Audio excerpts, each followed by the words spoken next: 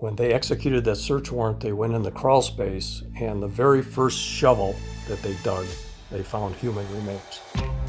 In 2016, we interviewed the detectives who caught one of America's most prolific serial murderers, John Wayne Gacy.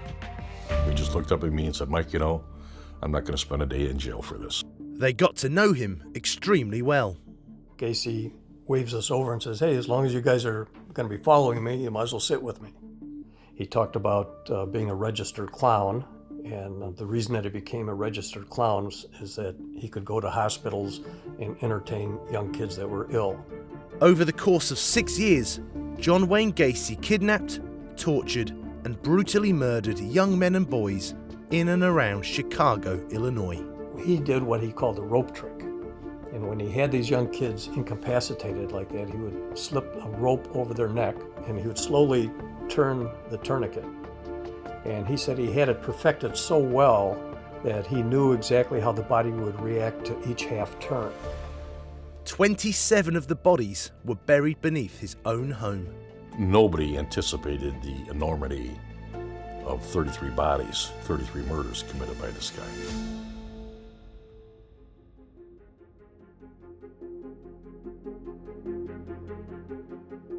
Back in December of 1978, a young boy by the name of Rob Peast, 15-year-old boy from Des Plaines, was reported missing. Pretty standard missing person. However, it became really not standard when mom and dad were frantic about his missing. And as it turns out, Rob Peast was like a stellar kid. I mean, he was the kind of kid that anyone would want as a son. Never been in trouble. Never had any inclination to run away. He was a good student, a Boy Scout. So he was really a good kid, and this was very, very much out of character that he would turn up missing. So when they went to the police station, they looked for him for a couple of hours after closing and finally went to the police department to report him missing. And at that point, they were very adamant that this was out of the ordinary and demanded an investigation start immediately. And the juvenile officer that was given a report to follow up on, like we would do with all, looked into it. And at that time in the late 70s, there was a lot of stuff going on with the hippie movement, all that kind of stuff. But he made a determination very quickly that this was not a normal, quote unquote, runaway. He didn't have any girlfriend problems, was not involved in drugs or anything like that. He was just an all-American good kid. And so there was something strange about it. So, that caught our attention, obviously. And that's how the case began.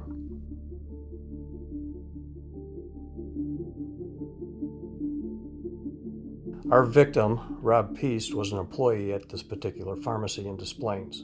We didn't know who the contractor was initially, but we determined what his name was. We ran a records check on him, and as it turns out, he had a fairly lengthy background, and most of that was crimes involving children.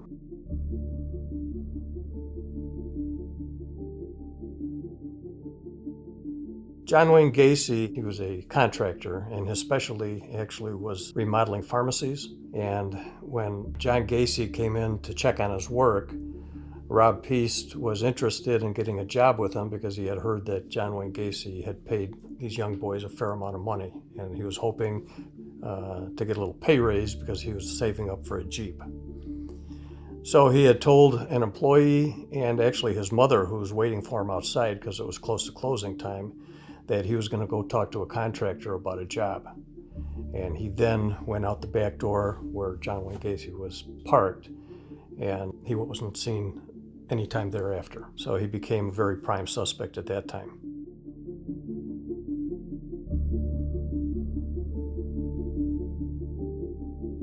I mean, this is a populated area. We're talking tens of millions of people. So Gacy was not from Des Plaines. He was from a neighboring suburb, and we had no clue who John Wayne Gacy was. Never heard of him before, never seen him before.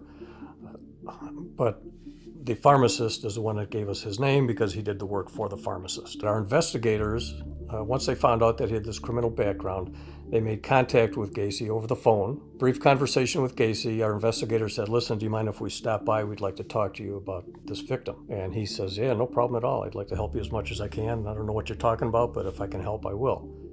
So they took a ride out to his house and spoke to him. And at that point, they had already determined his background and got some information from him. And he, at that time, said, "Hey, listen, I just got a call yesterday evening that my uncle had passed away. So as much as I'd like to talk to you guys, I can't talk to you right now. So give me a few hours to make some arrangements, and I'll get back with you." At that time, our investigators left, and Gacy never came back. He was supposed to come back sometime that afternoon or evening, and he never came back until the following day at like 3:30 in the morning. And when he came back to the police station, our police station in Des Plaines, Gacy was covered in mud.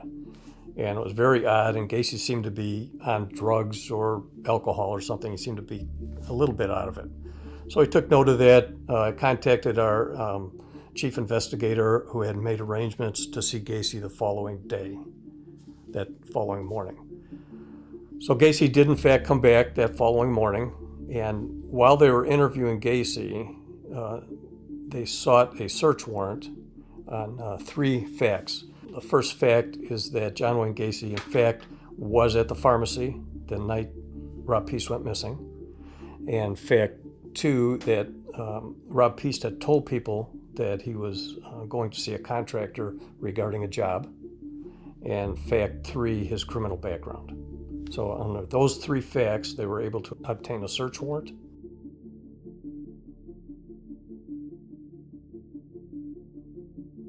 While Gacy was being interviewed, they executed that search warrant, and they recovered various items of pornography. They recovered some books that were titled Pretty Boys Must Die. And they found some driver's license, some other identification pieces, and other property. When they did a check on those driver's licenses, it was determined that those kids were also reported missing. So basically, that is why he was our main suspect in this case. So, I mean, and it was an evolution as we went along. I think it was after that search warrant, we're pretty confident there's at least 5 or 6 victims that were associated with Gacy that hadn't been seen.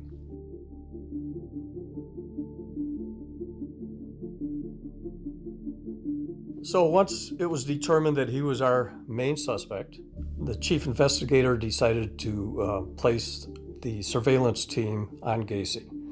And the idea was to have a covert surveillance, but we only had 4 surveillance officers. 2 would work together, so we had a team of 2 for 12-hour shifts. As it turns out, that was impossible to conduct a typical covert surveillance with that few people. So, as it turns out, we did a overt surveillance. We couldn't make it covert with 2 of us, so he knew who we were. So, matter of fact, when we first started following him and we didn't realize that he knew that the police were following him, he'd go past us and wave to us. So we obviously knew that he knew we were the police. Our charge was to follow him and make sure that we don't lose him.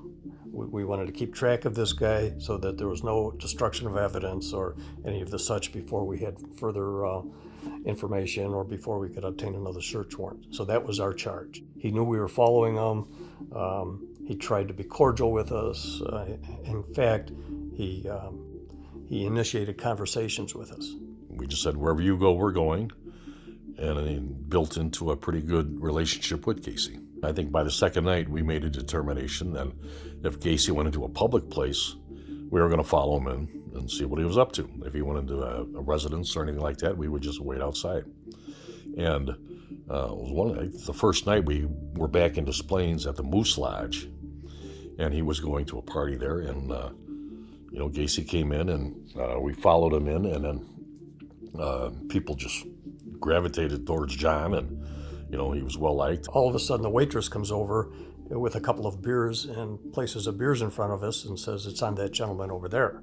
We look over at John, and John gives us the hi sign, and we wave back, and he has a couple of beers in front of him. He's at a table with a bunch of people that he knows, and very friendly. Everybody there loves him. So we had a couple of beers there with Gacy at different tables. A couple hours later, he leaves the Moose Lodge, and he goes to the Pot and Pan restaurant in Des Plaines. And Gacy went in, he sat at a table, and we were sitting away from him, and we're sitting there for a while, and he says, "Come on and join me." And so we sat at the same table with him. Just started talking and having conversations. So that was the beginning of our relationship with Gacy. We introduced ourselves, he introduced himself to us, and we just carried on regular conversations. He was very concerned about our victim, claims he's never seen this young boy before, and if he could help in any way, he would. If they needed him to take a polygraph exam, he would do that, anything he would to help this young boy. And then we just went on and carried on general conversations. He talked about being a registered clown. He really enjoyed helping young kids, and the reason that he became a registered clown is that he could go to hospitals and entertain young kids that were ill. So he was telling us how much of a concern he had for young kids. He did not know about that we had the licenses. We thought, there's a possibility that he might be involved in 3 or 4 homicides. However, Gacy had a personality that was just unbelievable, very likable. Everyone that we talked to just loved John Wayne Gacy. His neighbors, his coworkers, all of his associates, they loved the guy. And we could see that. The way he was interacting with us was basically the same. And my partner and I would have to, on many occasions, remind one another, hey, listen, this guy is dangerous. We got to stay on guard. It was very strange to try to carry on a normal conversation with him. However, his personality, it was dynamic. It was one of those that you would like to have a guy like this as a friend. And had we not known what we knew, it would be just a typical day at the Pot and Pan talking to a friend. Every time after that, when we went into a restaurant with him and he wasn't meeting anybody, we sat with him. I ended up buying him a few lunches. When we would go into places with Gacy, people just gravitated towards him. He was very popular, very well liked, and he would point us out. Sometimes he would say we're federal agents trying to get some drug deal on him. Other times it would be just local cops trying to mess with him. In one place we went into, he said he identified as his bodyguards, and we were there protecting him.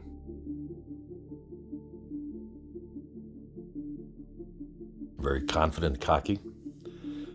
He kept on bragging about all property and how much of a businessman he was and how well connected he was, and some of which was true. He was very well connected in the political circles in local, Norwood Park.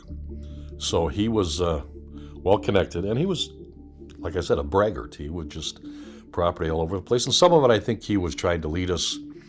He would talk about some of the properties he had in Wisconsin, which were open and great place to hide something if you wanted, and not necessarily saying he was hiding bodies up there, but just kind of leaving that inference. Because many times when Gacy would be talking to us, especially at night, and he would tell us the one night we were going to his friend's house in Glenview, he said, it's a great place out of the way there, but the only trouble is every time I go to this place, I get stuck in the mud.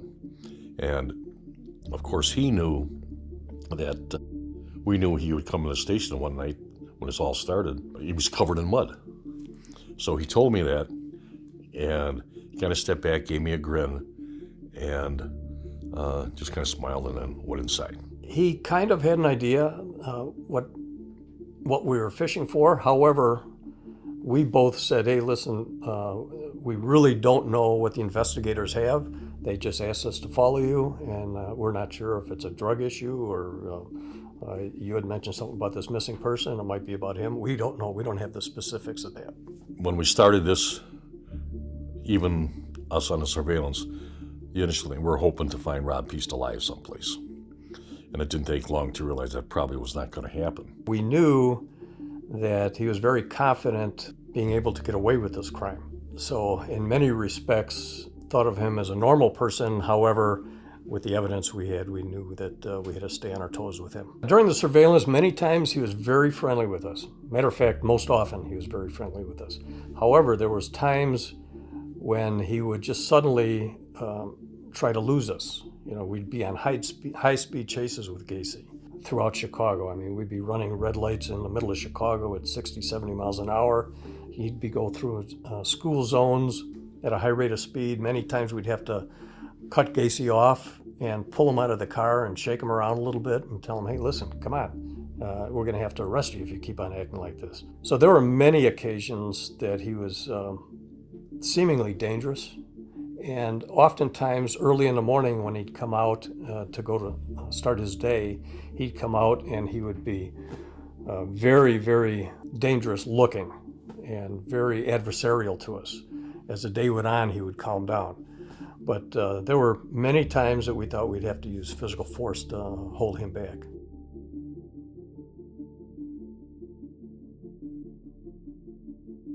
So during the investigators' portion of this case, they had been interviewing some of Gacy's associates. And they're young kids, 17, 18, 19 years old.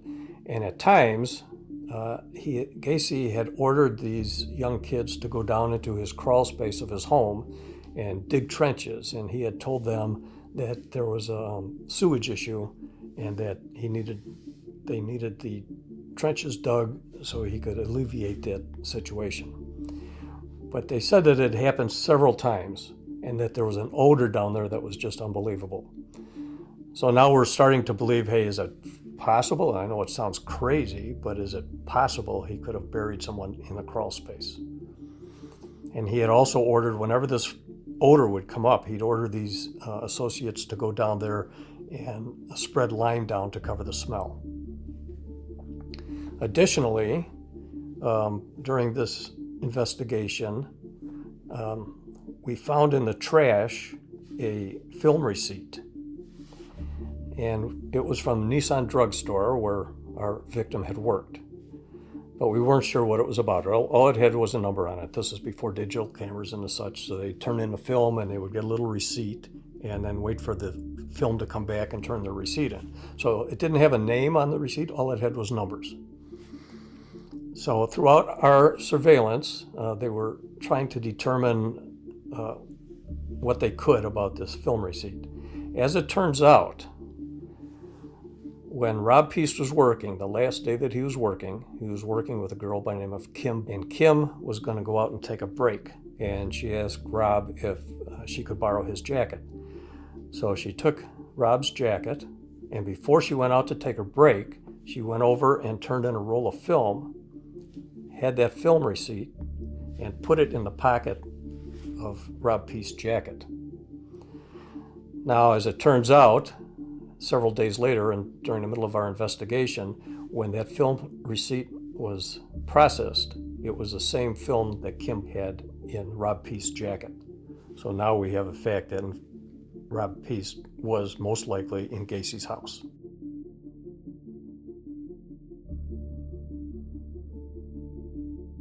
We were on the surveillance for about 7 days. And as the surveillance progressed, what we found out was that he had this huge core support of friends and family and coworkers and the such, and that is really what was the barrier between us and Gacy. So we developed a plan for the investigators to put some pressure on all of these people that were supporting him, and slowly they started peeling back from Gacy, and as they peeled back, we became more and more available to Gacy, and Gacy almost took on a friendship relationship with us, and really relied more on us than he was relying on his associates. And really, by the time the days were up, we were all Gacy had left, and we had a good relationship.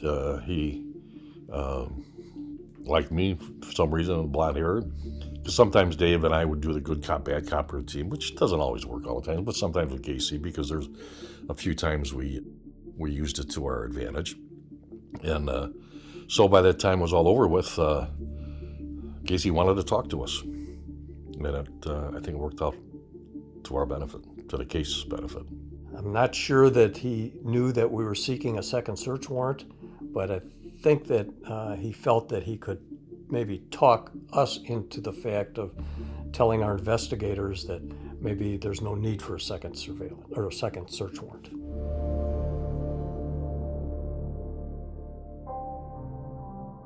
The previous night, we had been at Gacy's attorney's office all night. Dave and I got there, and the other team told us that they went there early in the evening. Gacy went into the attorney's, and Gacy's car was parked in front. And So Dave and I were there, and we're there for a few hours, and the light was on in the attorney's office. It was an office building, and he had the first floor office off to the one side. And by 1 or 2 o'clock in the morning, maybe a little bit later than that, we still hadn't seen Gacy. And his car was parked in the front, but there was also an exit in the back and so forth like that he could have. And his 2 attorneys, I had known them both from, one was a public defender at the time, and the other, Leroy Stevens, I had met when he came to the station the first time Gacy was there. So I decided, I walked up to the window, and just as I was walking up to the window to knock on the window, they both came out and invited us in.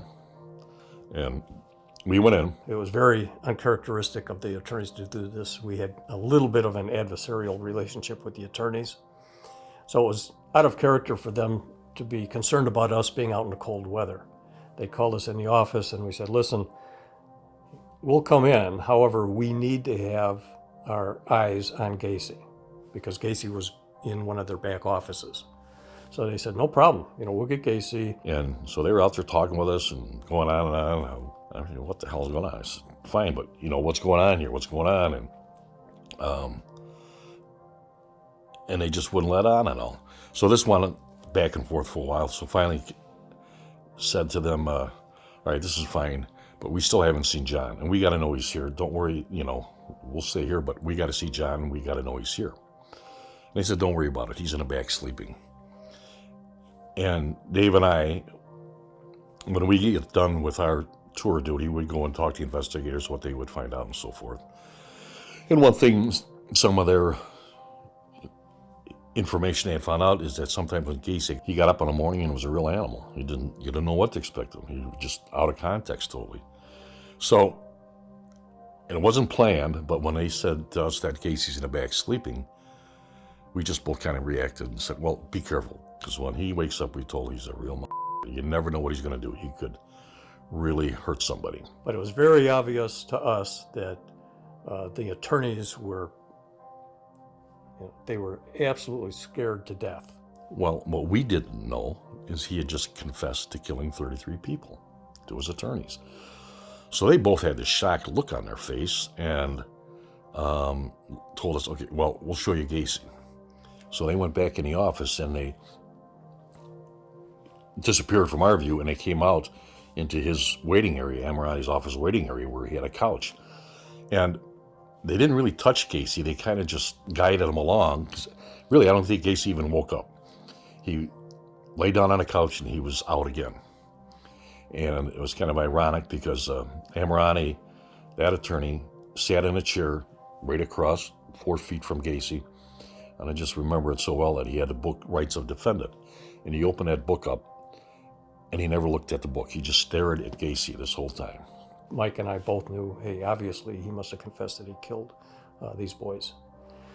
So we carried on a conversation with the attorneys for a while, and we're trying to figure out, okay, how can we get these attorneys to actually tell us what happened in there?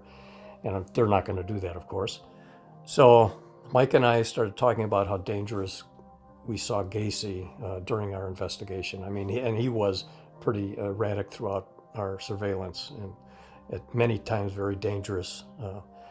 So we explained that to the attorneys, and then later on, about, I'm going to say maybe 3:30 in the morning, we told the attorneys, listen, we're going to take off, we're going to take a break, but really it's too dangerous just to have one policeman in here with Gacy, so both of us are going to leave. At that point, the attorneys really became frantic and said, listen, guys, you don't have to leave. We'll send out for breakfast for you, or if you want some cigarettes, we'll send out for cigarettes, whatever you need. But you guys don't have to leave. And we said, listen, we just need to take a break, so we're going to take a break. So we leave, and as we're outside, we're in our squad cars, and we're watching the attorneys through binoculars, and they are petrified. So this went on for a while, and the attorney locked the door to his office and sat in chairs that we were in. They're pacing up and down. They won't take their eyes off of Gacy. And that pretty much solidified the fact to us that he had confessed to his attorneys about at least a couple, 3 murders. And all of a sudden, Gacy starts moving around on the couch, and his face was really terrifying. And he had that look of hate in his face. And so he takes off, and as he rushes out the door and runs to his car, the attorneys actually tell us, shoot his tires out, don't let him leave. And Gacy then came out, and prior to this, when we get back to Gacy's house during the night, wherever we had been, he would usually come and tell us where we're going the next morning, and was always very friendly. And he came out to his car, very rough and just walking very fast, just got in his car, and this was about 8:30, and it was in December, and we're doing 75, 80 miles an hour through residential streets. So we follow Gacy, and Gacy is driving like a madman, as he oftentimes did, and he drives to the Shell gas station where he did all of his business. That's for his company, did all of his business at this one particular gas station. Gacy, for whatever reason, did not like to be called the Jagoff.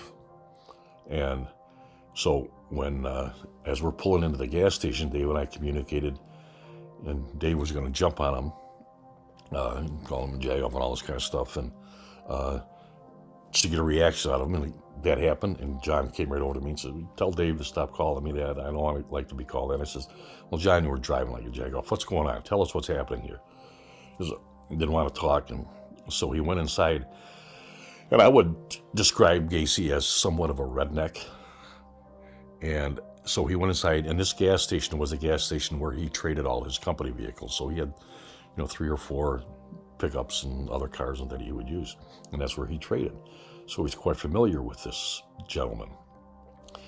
And he went inside and was very emotional, shaking his hand and almost on his side, hugging that kind of thing. And we're figuring, this is so out of context for Gacy. This particular time, Gacy was paying no attention to us at all. And he goes in, and we see a transaction happen in the gas station.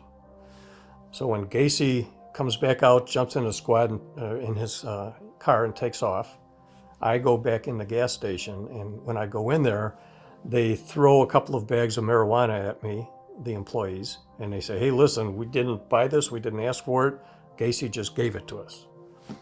So I radioed my partner, told him, hey, listen, we have a drug transaction that occurred here. Just for your information, we'll continue to follow Gacy for a while. We got to his house, we were in there a short time, and Gacy wasn't a good dresser, but he was always clean and presented, And he went in and came out quickly, didn't say nothing, once got in his car, and we ended up going to one of his associates. And we're driving down the expressway on the way there, and he's holding something in his hand. And my initial thought was that was a razor, because he always presented himself well. I found out later what it was his rosary. But his head is bobbing, and I'm next to him, and we didn't have squad cars, didn't have any sirens on them, but I'm beeping a horn because I thought he was going to pass out there, it looked like. He leaves his home to go to an associate's house. And we went then from that point to another place, a friend of his, who was more redneck than Gacy, and we couldn't go in, of course. We were in front, and they had sheer curtains on the front, but we could see Gacy and this, larger man too, and they were basically embracing. And I'm thinking, what the hell? And Dave had received from the gas station person that he was saying goodbye. He'd probably never see you again. So he's inside there, showing this emotion with this gentleman, and then he left, and Dave and I were trying to figure out what's going on.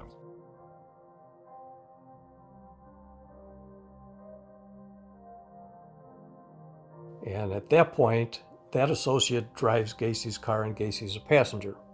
We follow him then to DeLeo's restaurant, which was on Milwaukee Avenue. And Gacy gets out of the car and goes in the restaurant. The short period of time that he's in the restaurant, the associate that was still in Gacy's car comes out and tells us that Gacy had just confessed to him that he killed 33 people.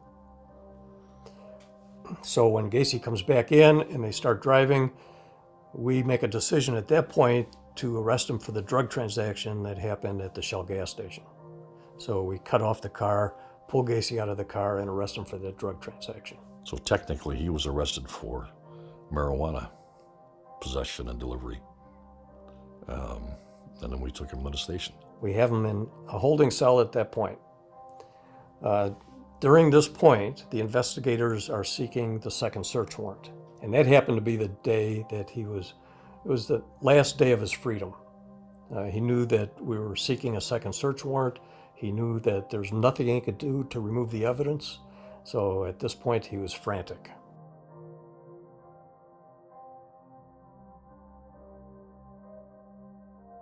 When we got him to the station, he feigned a heart attack.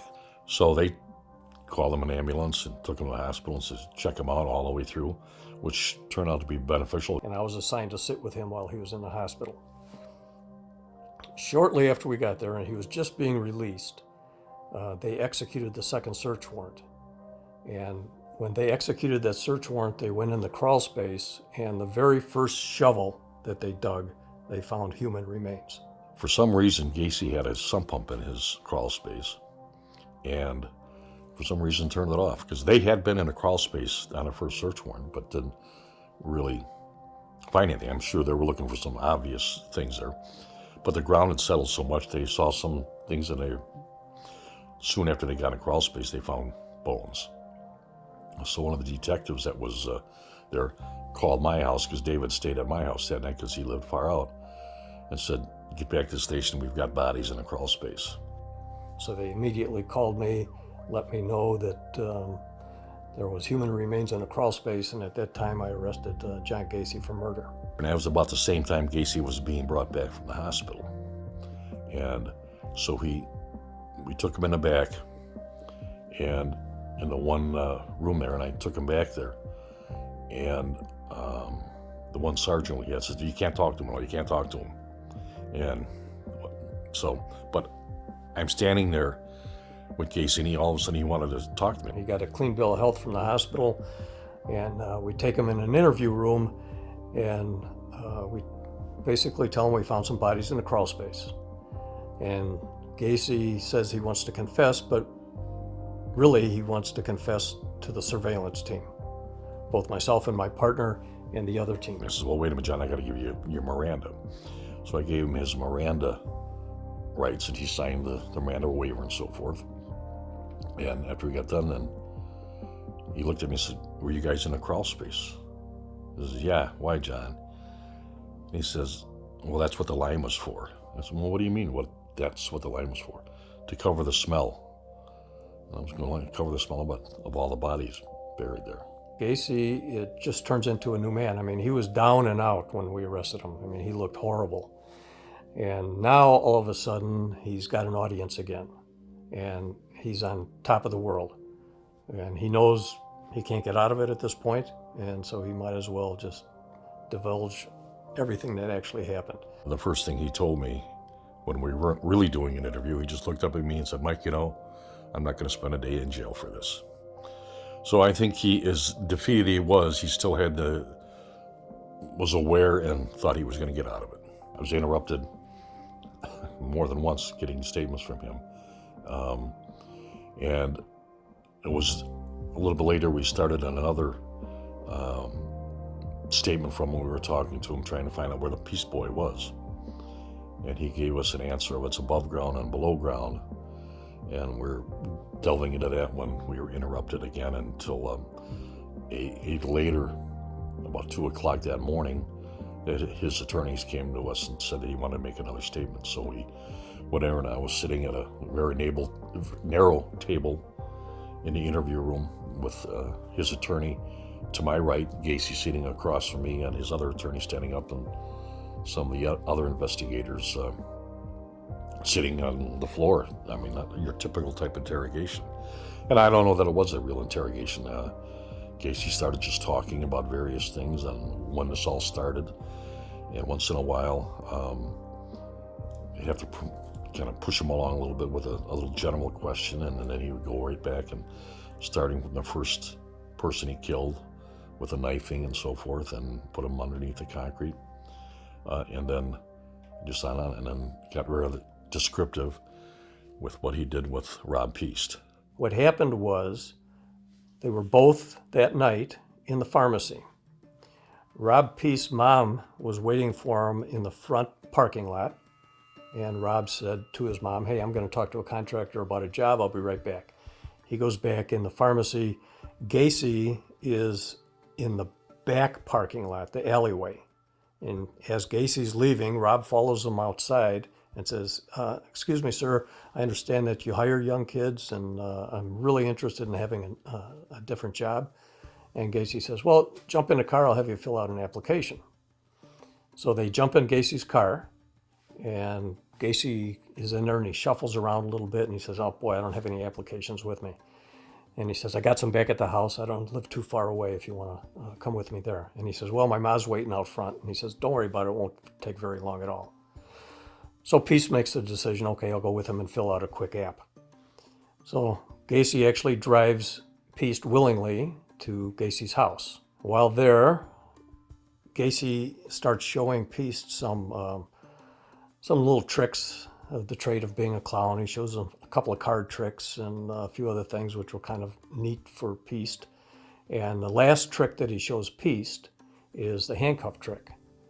Gacy actually handcuffs himself and turns around and struggles with the handcuffs, and then turns back and he holds the handcuffs up. And Peace is pretty amazed at that. And he said, well, that's neat. How'd you do that? So Gacy says, well, here, you handcuff yourself and I'll show you how to do that. So Peace handcuffs himself, and he struggles and he struggles and he struggles. And he looks at Gacy and he says, now, what's the trick to this? And Gacy reaches in his pocket and pulls out a key to the handcuffs. And he says, the trick is you got to have this key. And that was Gacy's, the beginning of the end for Rob Peace. Gacy, throughout all of the 33 killings, had developed a method of killing these young kids, which was pretty clean, because he had one incident. His first killing was a very bloody killing, and he changed his method of operation. So he did what he called the rope trick. And when he had these young kids incapacitated like that, he would slip a rope over their neck, a knotted rope like a loop, and then put the stick in the back like a tourniquet, and he would slowly turn the tourniquet. And he said he had it perfected so well that he knew exactly how the body would react to each half turn. And when Peace was pretty well out of it, he said, in fact, I had it so well perfected that I could place the stick behind the back and the back of the head, and I could be hands-free, and the victim wouldn't be able to get out of it. And he said, in fact, that's what happened that particular night. He got a phone call right in the middle of dealing with Peace and killing Peace, and he answered the phone, and in fact, it was a phone call saying that his uncle had died. So after his phone call, he went back to Peace, and Peace had passed out. And he continued his method, and he had sexual relations with Peace, and at that point he killed Peace. But I think we all kind of just remained focused and kept on trying to get to the ultimate of building a case here. And that lasted about a good hour and a half. And then his sister showed up, and they wanted to stop because he wanted to speak with his sister. As it turns out, he had buried 27 young kids in the crawl space. He buried one of the young kids outside in his backyard, and he didn't have any room left on his property, so he threw 5 remaining victims in the Des Plaines River. You know, when Confession first started, we obviously just thought it would be a killing of, non-torturous type killing. And as it turns out, and Gacy was very free and willing to talk about how he tortured his victims prior to killing them. So it was a huge shock for us to hear this, especially our own victim from Des Plaines, 15-year-old boy. And he went into detail on how he would torture these young men. And he, in fact, did double and triple murders. He would incapacitate 2 or 3 people at a time and kill one person in front of the other victims, and then continue to kill the other victims. And he seemed to be pretty proud of that. I mean, he was amazingly prideful of something like that. So we used that to our advantage to keep him talking, and he described every killing to a T, exactly how it happened, all 33.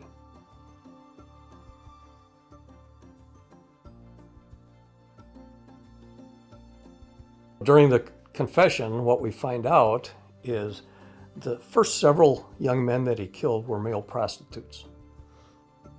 And during our surveillance, what we determined, or what we observed really, was that Gacy really did not want to be like this. I mean, he wanted to be a man's man, but he had this thing inside of him that he could not help himself to be attracted to young men.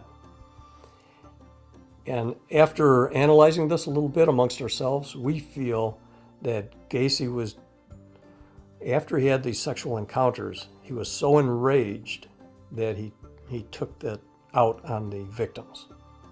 And he had told us a couple of times that in his first killings, where they were male prostitutes, once he gave them his money, they were his to do with whatever he wanted to do. And it's our belief that Gacy really hated doing what he did, but he couldn't control himself. And he took it out on the victims for that reason. The first guy that he killed was a kid that he had met at a Greyhound bus station. Brought him back and had sex with him overnight, and next morning he said the kid tried to steal from him, rough him up, and they ended up having a fight, and he ended up knifing him and killing him. And he said he was in the kitchen at the time, and he said there was blood everywhere in that kitchen. And he said it took him about 2 hours to clean up the blood and remove the body, and like the last drop of blood that he wiped up, his wife came home. And he said, from that point on, I knew I couldn't make a mess like that, so I developed the rope trick. So that's how calculating Gacy was with that. So I'm sure initially he was all worried about it. Oh my God, what's going to happen now? And that's the first one he put in a crawl space, but that first one, he put a little concrete over that body and then probably sweat it out, and then nothing happened. And so I think he then started going down to the ground where these kids were, because at that time in the late 70s, kids were running away all the time, and they were, and a lot of these kids were never were reported missing, but there was no follow-up. I mean, that's one thing the Gacy case did, is that now if you have a missing juvenile, he's got to be put into the computer, the law enforcement computer, within 24 hours. So, and I think as it got along, he just got away with it. He had some contacts in Chicago, and I'm certainly not intimidating in any way that Chicago knew what was going on. But it was rather ironic that Gacy's name was mentioned in quite a few of the missing reports in Chicago. And for some reason, they never put them together. When we were interviewing him, we had no idea the magnitude of this. 3 or 4 or 5 was a huge magnitude. And as we determined it was 33, it was just incomprehensible. But we had to maintain our composure.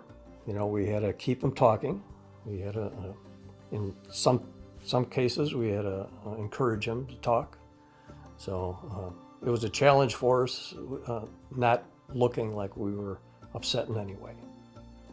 Because obviously none of us had gone through a confession like this before.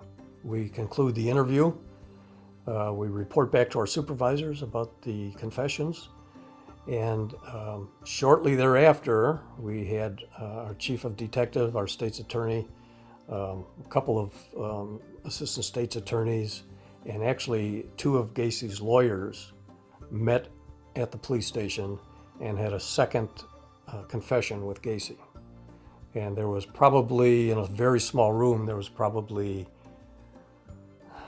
8 or 10 people in this room, including Gacy.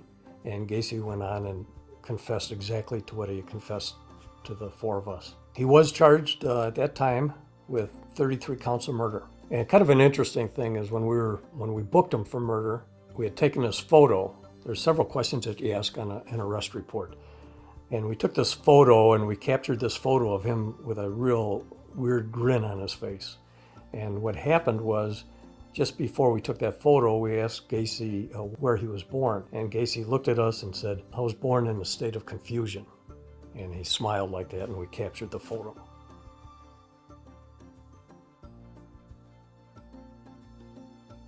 I'm sure he knew exactly what he had done, killed 33 people, and his idea, and which is very common, that you kill 33 people, you got to have some kind of mental instability, which was their defense. And people asking that all the time. He had to be nuts. Gacy was different, but I don't think he was very plotting. He knew exactly what he was doing. I've been involved with other homicides, rapists, and all that kind of stuff. And for some time, especially when you get somebody good, there's a point where they're trying to almost apologize for their actions, somewhat try to get some sympathy from you as an investigator on why they did it or what they did. And through the whole time, Gacy never did that. He blamed the kids. They were looking for money. All they wanted was money. It was their fault. He didn't feel any remorse at all. They killed themselves, basically was his attitude towards it. And it was true. I mean, he took advantage of these kids, and that's what he felt. He didn't feel, so he never once showed any remorse.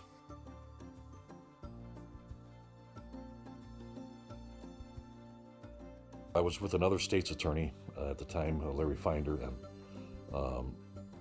we were talking about it and various things of the bodies and where the bodies were in the basement. He said, well, I could draw you a diagram. So, unfortunately, I wasn't real prepared for that, and he had got Gacy's given a prisoner property receipt, the stuff that we had taken, his clothes and so forth, and it was only like a 3x5 piece of paper. And he said, well, I can draw you a diagram. So I didn't want to lose the fluidity of the incident, so I said, well, use that. I gave him a pen, and he started right up. He squared it off in the thing, and he started, well, this was a double, and this was a triple, and this was the first guy put an X on it. Went around the whole crawl space with these places where the body was buried. And they used this diagram when they actually did the excavation, and it was like an archaeological dig when they were at the crawl space. I mean, they were digging with spoons and everything, but they obviously identified where all the bodies were, and they did an overlay of where the bodies were actually found compared to that diagram that he made, and it was unbelievable. It was right on the money. I mean, he knew where they were, and I think that's why he ended up using the river, because he was running out of space there.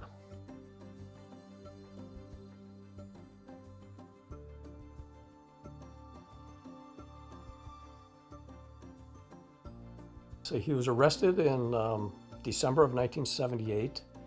I believe the trial was in 1980. We had the head prosecutor at the game was William Kunkel.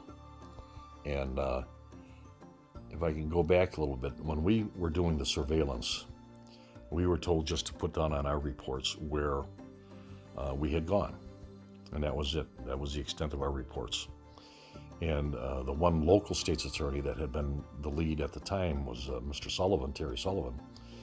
And I had known him from previous cases, and he got along real well with him and familiar with him. And we were talking about this case and brought up during the conversation the various contacts and conversations we had with Gacy, because we spent hours sometimes at a restaurant with him. And he would enlighten us about his business acumen and how good he was and all money and on with this kind of thing. How clowns could get away with murder. And and that wasn't, we asked him why it wasn't in reports, and we told we weren't supposed to do that. So we did memorandums and all that kind of stuff on the various contacts we had and what happened. And Kunkel's responsibility then was prepping us for the trial. And he was persistent, threatening. If we messed up, we're out. And but it turned out for the good. I testified one day at the trial, and my testimony basically just went through our day-to-day surveillance of Gacy and the confession. Gacy was in a room at the trial, but we had very little eye contact, and it was kind of, at that point, it was just matter of fact. It was kind of amazing how fast everything went. When you look at other trials that have gone on, this trial went extremely fast. He was convicted of all 33 counts of murder, and he was sentenced to death.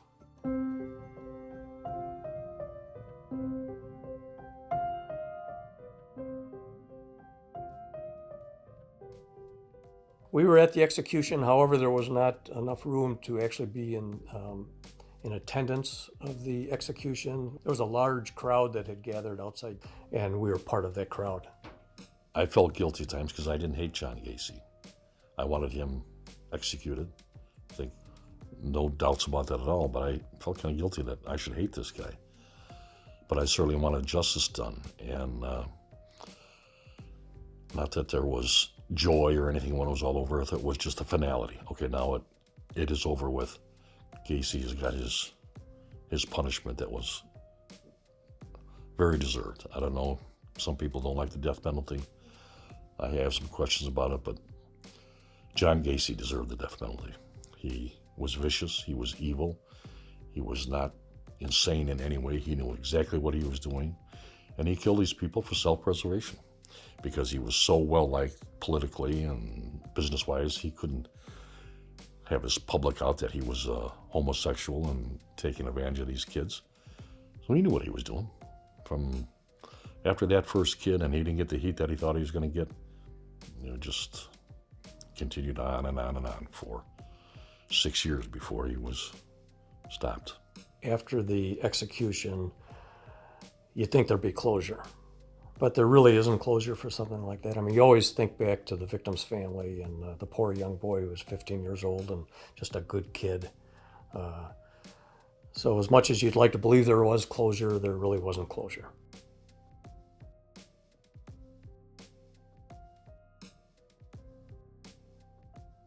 He was calculating. Whatever his sexual preferences were, that's his business, but to take it to the step of killing these boys, knowing what he was doing, and he had no remorse for this. He knew exactly what he was doing, self-preservation, that he could continue on with this life of being well respected. So, I mean, the way he was doing it was getting rid of these kids by killing them, murdering 33 people, so he could continue on with his lifestyle. Who knows how long it would have been on if he was able to continue it. But he was evil, and he wasn't mentally stable. He knew exactly what he was doing. And I have no qualms about that at all. Gacy was the epitome of evil, and he was the epitome of being a great guy, which gave him the ability to be the most evil guy in the world. We hope you enjoyed this video on the pursuit, capture and subsequent grisly discoveries underneath the home of John Wayne Gacy. For more content just like this, don't forget to like the video and subscribe to the channel. Leave a comment down below if there's a specific killer who you'd like us to cover in the future. Until next time.